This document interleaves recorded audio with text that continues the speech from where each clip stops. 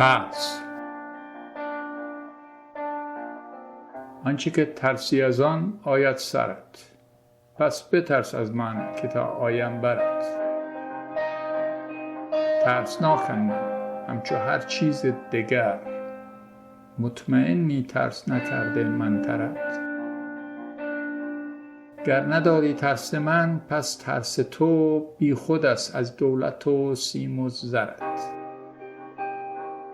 باش سوار بر زندگی، مار خر تو جان، جان را دریاب بگذر از مار از خرت.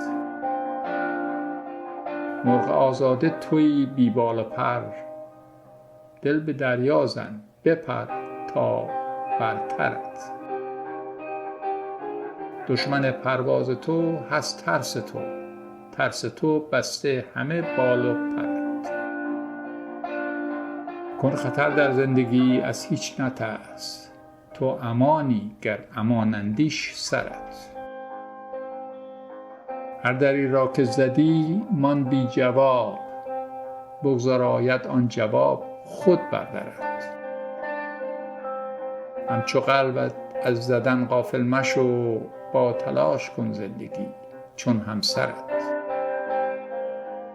هیچ تلاشی بی ثمر هرگز نماند، در تلاش بین حاصل کار و فرت. انتظار از زندگی صبر زیاد، انتظار را کن تلاش آخرت.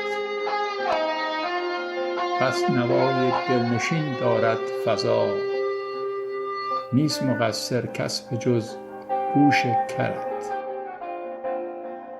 باور ترس از ذهن ما شرطی کند، کن خلاص خود را ز ترس باورت.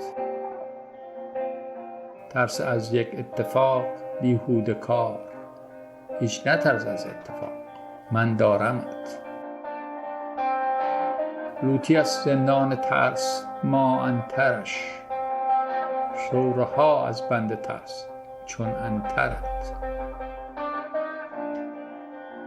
ترس خود کن تجربه رشدت در اوست، ترس چو ریخت گردد بهشت دور و برت. ترس از مرگ زاده از محدودیت، عمر نامحدود ندارد آخرت. مهر نه ترس دارد نه ترسوست جان من، در برش گیر عشق بورز باد آورت.